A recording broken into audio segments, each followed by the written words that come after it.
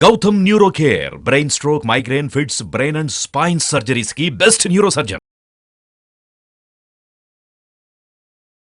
నమస్తే, welcome to Suman TV.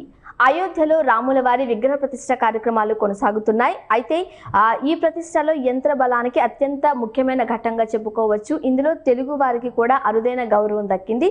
ప్రస్తుతం మనతో పాటు ఉన్నారు ఆ యంత్రానికి బలం పోసిన వారు హనుమత్ ఉపాసకులు, రామభక్త పరాయణులు డాక్టర్ అన్నదానం చిదంబర శాస్త్రి గారు మనతో పాటు ఉన్నారు. మాట్లాడదాం. నమస్తే గురుగారు. గురుగారు, అయోధ్యలో జనవరి 22న రాముని విగ్రహ ప్రతిష్ట జరగబోతోంది. అయితే మనకు 16 నుంచే బాలరాముని విగ్రహానికి సంబంధించి ప్రతిష్టాపన చేస్తున్నారు, మనం చూస్తూ ఉన్నాం. అయితే ఈ క్రియాకలాపం ఎలా ఉంటుందండి? మనకి ఈ ప్రతిష్టలో ప్రధానంగా యంత్ర ప్రతిష్ట, విగ్రహ ప్రతిష్ట కీలకమైనటువంటి అంశాలమ్మా. ఈ రెంటికి కూడా తాపతాడనాది దోషాలు పోయి వీటి యందు దైవత్వం రావాలి. అప్పుడు గాని భగవంతుడు భక్తులను అనుగ్రహించటం, అలాగే వాళ్ళు కోరిన కోరికలు తీర్చటము ఈ పరిస్థితి రాదు. అందువల్ల దాని స్థితి నుంచి విగ్రహము బొమ్మ ముందు అది కేవలం రాయి, వాళ్ళు ఉల్టి అట్లాగూ ఇట్లాగూ చేసి తాడనాదులు చేస్తారు. ఆ రాయి స్థితిని వెళ్ళటం కోసం చేసే సంస్కారాలే ఈ ప్రత్యేక సంబంధించినటువంటి సంస్కారాలు. వీటిల్లో ఈ కార్యక్రమాన్ని విశేషంగా 7 రోజులు నిర్వహిస్తున్నారు. ఇందులో భాగంగా విగ్రహానికి అధివాసాలు చేస్తారు. ఒక రోజల్లా నీటిలో ఉంచుతారు విగ్రహాన్ని, దాన్ని జలాధివాసము అంటారు. అట్లాగే ఒకరోజు ఆవు పాలలో ఉంచుతారు, క్షీరాధివాసము అని. ఒక రోజల్లా ధాన్యంలో ఉంచుతారు, ధాన్యాధివాసము అంటారు. అలా పుష్పాధివాసము, మొత్తం విగ్రహం నిండా కూడా పూలు పోసి పూలలో ఉంచి విగ్రహాన్ని అలా చేసేటటువంటిది. అట్లాగే శయ్యాధివాసం అని. ఇటువంటి అధివాసాల వల్ల ఆ విగ్రహంలో రాయి శిలా స్థితి పోయి దైవ స్థితి వస్తుంది. అలాగే దీనికి అనుబంధంగా మంటపారాధనలు, వాస్తు మంటపారాధన, వాస్తు హోమము, అంటే ప్రతిష్ట ఆయన లోపల ప్రవేశించబోతున్నాడు కాబట్టి మామూలు మనమైతే గృహప్రవేశం అంటాం, అది కూడా ఒక విధమైనటువంటి ప్రవేశమే. ఆ దేవాలయాన్ని కూడా కొలతలతో నిర్మాణం జరిగినటువంటిదే. వాస్తు విధానంలో దేవాలయ వాస్తు అని ప్రత్యేకం, అలానే ఏర్పడ్డదే. కాబట్టి ఆ వాస్తు దోషాలు పోవటం కోసమని, ఏవైనా మనకి తెలియనటువంటి దోషాలున్నా పోవటం కోసమని వాస్తు మంటపారాధన, వాస్తు హోమము ఇలాంటివి కూడా నిర్వహించబడతాయి. అట్లా దేవాలయానికి సంబంధించిన దోషాలు కానీ, విగ్రహానికి సంబంధించినటువంటి తాపతాడనాది దోషాలన్నీ కూడా పోవటం కోసమని ఈ 7 రోజులు కూడా దానికి సంబంధించినటువంటి కలాపం జరుగుతుంది. హోమాలు జరుగుతాయి, పూజలు జరుగుతాయి, అధివాసాలు జరుగుతాయి. గురువుగారు, ముఖ్యంగా మనం చూస్తూ ఉంటాము, యంత్ర ప్రతిష్టాపన చేస్తూ ఉంటారు కదా. బట్ ఆ యంత్రానికి, ఆ మంత్రానికి బలం పోసిన తపోధనులు మీరు. అసలు మంత్ర బలం పోయడం అంటే ఏంటి? దైవాధీనం జగత్ సర్వం అన్నారు. ఈ జగత్తంతా కూడా దైవానికి అధీనమై ఉన్నది. మంత్రాధీనంతో దైవతం, ఆ దైవము మంత్రానికి అధీనుడై ఉంటాడు. అందువలనే ఆ మంత్రాన్ని అడవుల్లో జపిస్తే అడవుల్లో సాక్షాత్కరిస్తాడు. ఆ మంత్రం చేత ఏడవబడతాడు అని అంటారు భగవంతుడు. ఇప్పుడు రాజకీయ నాయకులు ఉన్నారు, అధికారులు ఉన్నారు, వాళ్ళని మనం ఏదన్నా కోరితే ఫలాని చోట నేను ఉంటానా అక్కడికి రమ్మంటారు. కానీ భగవంతుడు అలా కాదు. మనం ఎక్కడ తపస్సు చేస్తూ ఉంటే అక్కడికే వస్తాడు. దానికి కారణం ఏమిటంటే మంత్రాధీనుడు ఆయన. ఆయన మంత్రం ఎక్కడ జపిస్తూ ఉంటే ఆయన అక్కడ వచ్చి కూర్చుంటాడు. మరి శాశ్వతమైనటువంటి ప్రతిష్టలో ఆయన కలకాలము భక్తులను అనుగ్రహించాలి, వాళ్ళ కోరికలు తీర్చాలి, వాళ్ళ బాధల్ని తొలగించాలి. అందుకోసం ఆయనలో ప్రాణశక్తి, దైవశక్తిని నింపాలి అని అంటే ఆ శక్తి ముఖ్యంగా యంత్రగతంగానే ఉంటుంది. మంత్రాధీనంతో దైవతం, మంత్రానికి ఆయన అధీనుడు కాబట్టి ఆ మంత్రము యంత్రమునందు నిక్షిప్తమై ఉంటుంది. యంత్రము అనేటటువంటిది, యంత్రాలు 3 రకాలుగా ఉంటాయి. ఒకటి ప్రతిష్ఠా యంత్రం. మొట్టమొదట ఈ దేవత కింద ఆ దేవత విగ్రహం ఆనేటట్లుగా పెడతారు. ఆ విగ్రహం తయారు చేసేటప్పుడే పిడి ఉంచటం కూడా జరుగుతూ ఉంటుంది. కొన్నిటికి ఫ్లాట్గా ఉన్నా కూడా పీఠము ఆ యంత్రాన్ని తాకేటట్టుగానే దానికి సంబంధించినటువంటి పీఠం తయారు చేస్తారు. ఎందుకంటే ఆ యంత్రాన్ని విగ్రహం తాకుతూ ఉంటేనే ఈ యంత్రగతమైనటువంటి మంత్రశక్తి విగ్రహంలోకి వచ్చి ఆ విగ్రహము దైవ అనుగ్రహాన్ని చూపుతూ ఉంటుంది. కాబట్టి అట్లాంటి ఆ విగ్రహము దైవత్వాన్ని పొందుతూ ఉండగా ఈ యంత్రములో బీజాక్షరాలు ఉంటాయి. ఏ దేవతకి సంబంధించినటువంటి ప్రతిష్ఠ జరుగుతూ ఉన్నదో, పైన ఏ దేవత విగ్రహాన్ని పెడుతున్నారో ఆ దేవతకి సంబంధించినటువంటి మూలమంత్రము, అట్లాగే మంత్ర గాయత్రి, మంత్ర ధ్యానము, ప్రాణ ప్రతిష్టాపన మంత్రము, అట్లాగే అనేక రకాల బీజాక్షరాలు, దిక్పాలకుల బీజాక్షరాలు, ఇవన్నీ కూడా అంటే సర్వశక్తులు సమకూర్చేటట్లుగా ఈ యంత్రము సిద్ధం చేయబడుతుంది. ఆ యంత్రాన్ని నేను యంత్రాన్ని సిద్ధం చేసి ఆ యంత్రమునందు మంత్రము అనుష్ఠానం చేసి ధారాదత్తం చేయాలి. ఊరికిన అనుష్ఠానం చేస్తే కాదు, సంకల్పం, ఈ యంత్రానికి సంబంధించినటువంటి సంకల్పం చేయాలి. ఆ దేవతకి సంబంధించిన సంకల్పం చేయాలి. ఆ దేవత విగ్రహమందు చైతన్య సిద్ధి కోసమని, అనుగ్రహ సిద్ధి కోసమని ఈ మంత్రాన్ని ధారాదత్తం చేయాలి. మంత్ర జపం చేసి ఆ యంత్రమునందు నిక్షిప్తం చేయాలి. ఆ మంత్రాన్ని మంత్రాలతోనే ఆ యంత్రమునందు ఈ మంత్రం చేరుతుంది. అప్పుడు ఈ మంత్రము దీని శక్తి విగ్రహంలోకి వచ్చి అలా దైవము అనుగ్రహించటం జరుగుతూ ఉంటుంది. ఆ విగ్రహమునందు దైవము సాక్షాత్కరిస్తూ ఆయన అనుగ్రహాన్ని చూపుతూ ఉంటాడు. అందువల్ల ఇవన్నీ కలిసి ఉండేటటువంటి యంత్రము చాలా కీలకమైనటువంటిది. ఆ యంత్ర ప్రతిష్ఠ వల్ల ఎలాంటి ప్రయోజనం కలుగుతుందండి గురుగారు? మనము దేవాలయానికి వెళ్ళటం ఏ ప్రయోజనంతో వెళ్తున్నామో, ఏ ప్రయోజనాన్ని ఆశించి వెళ్తున్నామో ఆ ప్రయోజనాలన్నీ చేకూరుతాయి. ఏ ప్రయోజనాలు చేకూరుతాయి అనేటటువంటిది మనకి భగవంతుడు కృష్ణ పరమాత్మ చెబుతాడు భగవద్గీతలో. నన్ను ఆశ్రయిస్తారు. ఎందుకు ఆశ్రయిస్తారు అంటే, ఎవరెవరు ఆశ్రయిస్తారు అంటే, ఆర్తో జిజ్ఞాసుడు అర్థార్థి జ్ఞానీచ భరత ఋషభ అని చెప్పాడు. ఎవరెవరు ఆశ్రయిస్తారు అంటే ఆర్తః, బాధల్లో ఉండేటటువంటి వాళ్ళు ఆశ్రయిస్తారు. ఆ దైవం యొక్క అనుగ్రహం వల్ల బాధలు తొలగిపోతాయి.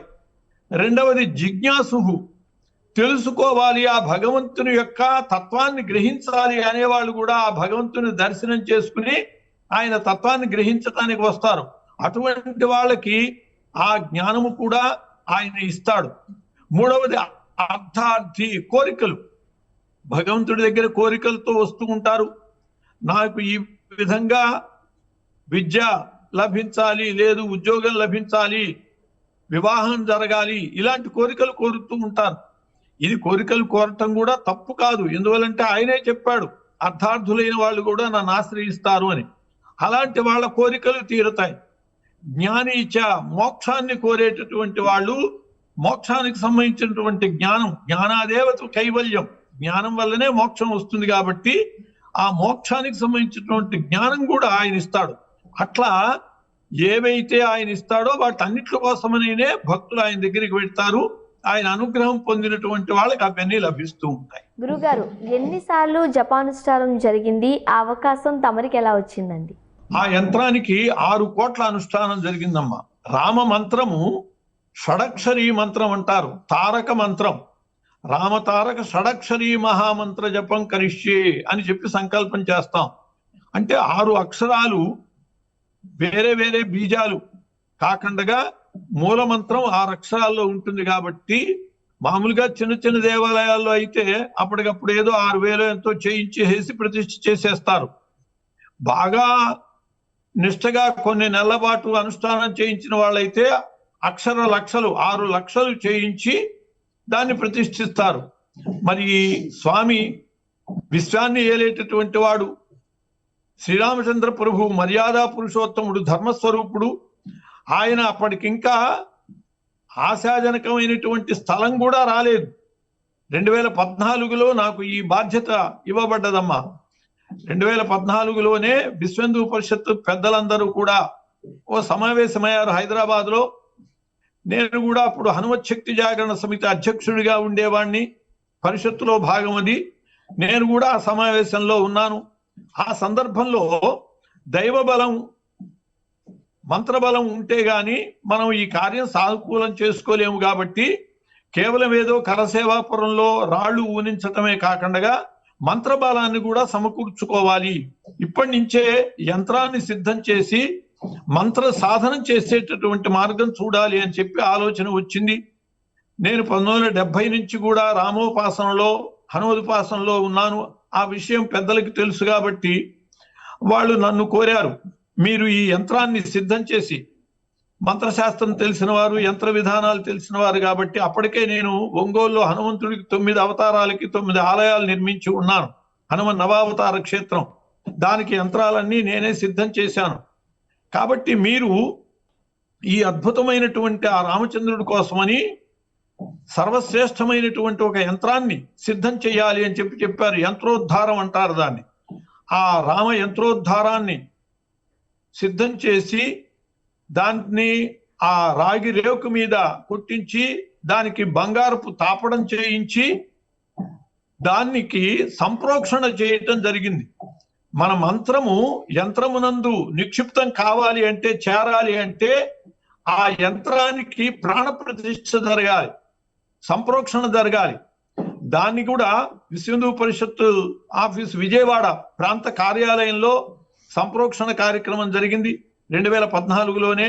అప్పటికి ఇంకా ప్రధానిగా మన నరేంద్ర మోడీ గారు కూడా రాలేదు. ఆ దశలో ఆ యంత్రానికి అనుష్ఠానం చేయటం ఆరంభమైంది. అప్పటి నుంచి కూడా ఈ 9 ఏళ్ళు నేను ఇదే దీక్షలో ఉన్నాను. రామమంత్ర దీక్షలో ఉండి 6 కోట్ల అనుష్ఠానం, తగినంత సమయం ఉన్నది కాబట్టి అక్షర కోట్లు అనుష్ఠానం చేస్తే శాశ్వతమైనటువంటి మహత్తరమైనటువంటి క్షేత్రానికి, ఆ శ్రీరామచంద్రునకు సరైనటువంటి మరి ఆ దైవత్వం సిద్ధిస్తుంది, లోకాలను అనుగ్రహించేటటువంటి శక్తి ఆ విగ్రహానికి ఏర్పడుతుంది అని చెప్పి ఆలోచించి 6 కోట్ల అనుష్ఠానం చేసి దానికి ధారాదత్తం చేయటం జరిగింది. అక్టోబర్ నెలలోనే దాన్ని తీసుకురమ్మని చెప్పి పెద్దలు కోరారు, చంపతరాయజీ గారు. అక్కడ దానికి సంబంధించినటువంటి గర్తం సిద్ధం చేయాలి. గర్తం న్యాసం అంటారు. ముందు యంత్రం పెట్టే దానికంటే ముందు ఒక గుంట సిద్ధం చేస్తారు. దానిలో నవరత్నాలు, నవధాన్యాలు, అట్లాగే పంచలోహాలు, అష్టధాతువులు, ప్రాణ ప్రతిష్ఠ జరిగాక మనకి ప్రాణం ఎలా ఉంటుందో ఆ విగ్రహానికి ప్రాణం ఉన్నది. కాబట్టి ప్రాణం ఉన్నటువంటి మనలో ఏ విధంగా అయితే ధాతువులు ఉన్నాయో, రస, రక్త, మాంస, మేధు, అస్థి, మజ్జ, అది ఈ ధాతువులన్నీ కూడా ఆ విగ్రహానికి కూడా ఏర్పడాలి. ఆ ఏర్పడటం కోసమని ఈ గర్తన్యాసం చేస్తారు. దానిలో దీనికి సంబంధించినటువంటి లోహాదులు, ఆ ధాతువులు అన్ని కూడా నిక్షిప్తం చేయటం జరుగుతుంది. దాని మీద యంత్రాన్ని పెడతారు. ఈ యంత్రం కూడా సరైనటువంటి రీతిగా గర్తం ఉండాలి. కాబట్టి అది ఎంత పొడవు ఉన్నది, ఎంత వెడల్పు ఉన్నది, ఎంత మందం ఉన్నది, ఇవన్నీ కూడా జాగ్రత్తగా చూసుకుని చేయాలి. నాకు ఫోన్ ద్వారా నన్ను సంప్రదిస్తున్నా కూడా దగ్గరలో ఉంటే మంచిదని చెప్పి అక్టోబర్లోనే యంత్రాన్ని తీసుకురమ్మన్నారు. తీసుకువస్తే ఇక్కడ ఒక వేద పండితుల దగ్గర ఆ యంత్రాన్ని ఉంచారు. ఆ యంత్రానికి నిత్యము ఈ 9 ఏళ్ల నుంచి కూడా రోజు మంత్రానుష్ఠానం, ధారాదత్తం చేయటం కంటే విశేషంగా పూజ జరగాలి. అంటే సంప్రోక్షణ జరిగినప్పటి నుంచి ఒక దేవాలయంతో సమానమే ఈ యంత్రం. ఆ యంత్రానికి నిత్యము నివేదనలు, పూజలు చేస్తూ ఉన్నాను. మీరు ఎలా పూజ చేస్తున్నారో అదంతా కూడా హిందీలో వ్రాసి పెట్టమని చెప్తే మొత్తం హిందీలో వ్రాసి ఇచ్చాను. ఈ యంత్రాన్ని ఉంచినటువంటి ఆ వేద పండితులకి ఆ విధానాన్ని కూడా అందజేశారు. అట్లా వారి దగ్గర ఉంటూ ఉండగా క్షీరతర్పణలు కూడా సమర్పించాలంటే మంత్ర జపం ఎంత చేస్తామో తద్దశాంశం, దానిలో 10వ వంతు క్షీరతర్పణలు అంటే ఆవు పాలతో తర్పణలు ఇవ్వాలి. అలాంటి తర్పణలు ఇక్కడకి వచ్చి అప్పచెప్పేశాను. కాబట్టి నేను ఉండేటటువంటి క్షీరాల్లోనే, మా గృహంలోనే క్షీరతర్పణలు ఇచ్చి ఇక్కడికి వచ్చి ధారాదత్తం చేశాను. మొన్న 16వ తారీఖు ధారాదత్తం చేయడం జరిగింది. క్షీరతర్పణలన్నీ కూడా 17వ తారీఖు సప్తమి బుధవారం నాడు శ్రేష్టమైనటువంటి మంచి ముహూర్తంలో ఆ యంత్ర ప్రతిష్ఠ ముందు చేశారు. తర్వాత విగ్రహ ప్రతిష్ఠ కూడా జరుగుతుంది. ఆ తర్వాత 22వ తారీఖున నరేంద్ర మోడీ గారు అనావరణ చేసి ఆ ముఖ్యమైనటువంటి ముహూర్తంలో ఈ ప్రతిష్టా కలాపాన్ని పూర్తి చేస్తారు. గురువుగారు, రాముల వారి ప్రతిష్టాపనలో మనం చూడొచ్చు, తెలుగు వారిగా మీకు దక్కిన గౌరవం తెలుగు జాతికే గర్వకారణం అండి. మరి ఈ సందర్భంలో భక్తులకు ఎటువంటి సలహాలు కావచ్చు, సందేశం కావచ్చు ఇస్తారండి? రామయేవ పరం బ్రహ్మ, రామయేవ పరం తపః, రామయేవ పరం సత్యం, శ్రీరామో బ్రహ్మతారకం. ఆ శ్రీరామచంద్ర ప్రభువు ఎంత అనుగ్రహమూర్తి అంటే, ఎక్కడో చీరాల్లో ఉండి నేను ఆ రాముణ్ణి ఉపాసిస్తూ ఉన్నటువంటి వారికి ఆయన అనుగ్రహంతో నాకు ఇంతటి అవకాశం ఇచ్చాడు. అంతేకాదు ఆ రామ ప్రభావము సమాజం మొత్తంలో కూడా ఒక అద్భుతమైనటువంటి చైతన్యము, మంచితనాన్ని తెస్తుంది. అది ఆశయం, పెద్దల యొక్క ఆశయము, సాధు సంతుల యొక్క ఆశయం. ఎన్నో దేవతలు ఉంటారు, అన్ని దేవతల కంటే కూడా చాలా విశిష్టమైనటువంటి దైవం శ్రీరామచంద్రుడు. ఎందువల్లంటే మర్త్యావతారస్త్విహ మర్త్య శిక్షణం. రామావతారము కేవల మానవావతారం, మనుష్యావతారం. ఆయన మనం మర్యాద పురుషోత్తముడు అంటున్నాం. అంటే అర్థం ఏమిటంటే ఎక్కడ ఎలా ఉండాలో అలా ఉండటమే మర్యాద. మర్యాద అంటే హద్దు మేరకండగా ఉండేటటువంటి అద్భుతమైనటువంటి జీవన విధానం శ్రీరామచంద్ర ప్రభు. ఆయన లాగానే ప్రతి మనిషి ఉండాలి. అందువల్లనే విష్ణుమూర్తి కేవలము రాక్షస సంహారం కోసమని ఎత్తలేదు రామావతారము. మర్త్య శిక్షణం అంటే మనుష్యులకి శిక్షణ ఇవ్వటం కోసమని, మనుషులు ఎలా బ్రతకాలో చెప్పటం కోసమని ఆయన రామావతారం ఎత్తాడు అని చెప్పి శాస్త్రంలో చెప్పబడ్డది. కాబట్టి అటువంటి రాముణ్ణి మనము ఉపాసించడం ద్వారా, పూజించటం ద్వారా, ఆయన చరిత్రని మనం తెలుసుకోవటం ద్వారా, ఆయన్ని మననం చేసుకోవటం ద్వారా మనలో అద్భుతమైనటువంటి చైతన్యం వస్తుంది. సమాజంలో ఇవాళ చూస్తున్నాం, కలి ప్రభావం వల్ల అనేక రుగ్మతలు, ఎన్నో రకాల ప్రమాదాలు. పేపర్ విప్పితే అన్ని ఘోరాలు, అత్యాచారాలు, అన్యాయాలు, దొంగతనాలు ఇవన్నీ మనం చూస్తున్నాం. ఇవన్నీ పోవాలి అంటే ఆ శ్రీరామచంద్ర ప్రభు యొక్క ప్రభావం సమాజం మీద పడాలి. అది చాలా పని చేస్తుంది, దీంట్లో సందేహమే లేదు. ఎందువల్లంటే నాటకాలలో రాముడితో నటించినటువంటి వాళ్ళలో కూడా వాళ్ళు తమలో మార్పు వచ్చింది అని చెప్పారు. రామానంద సాగర్ గారి రామాయణంలో రావణుడికి వేసిన ఆయన చెప్పాడు, మాకు అన్ని దురలవాట్లు ఉండేవి, నటులం అవటం వల్ల ఆ రాముడితో పాటు మేము నటించడం ద్వారా ఆ దురలవాట్లన్నీ పోయాయి అని చెప్పి స్వయంగా తన అనుభవం. ఇలా సినిమాల్లో కూడా రాముడితో పాటు నటించేవాళ్ళు, రాముడి పాత్ర నటించేవాళ్ళు చాలా నియమాలతో ఉన్నట్లుగా మనకి వాళ్ళ ఇంటర్వ్యూల్లో చెప్పడం జరిగింది. ఆ రాముడి యొక్క ప్రభావం అటువంటిది. రావణాసురుడు అంతటి వాడే.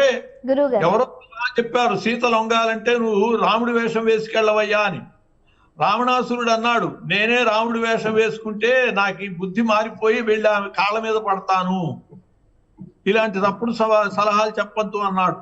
అంటే ఆ రామ నామము, రామ వేషము, రామునికి సంబంధించినటువంటి సమస్తము కూడా ఈ సమాజంలో చైతన్యాన్ని తీసుకొస్తాయి, మంచితనాన్ని తీసుకొస్తాయి. ఈ ఆశయంతోనే ఇంత ఇంత గొప్పగా ప్రపంచమంతా కూడా ఎదురు చూసే విధంగా ఈ రామ కార్యాన్ని నిర్వహించడం జరుగుతోంది.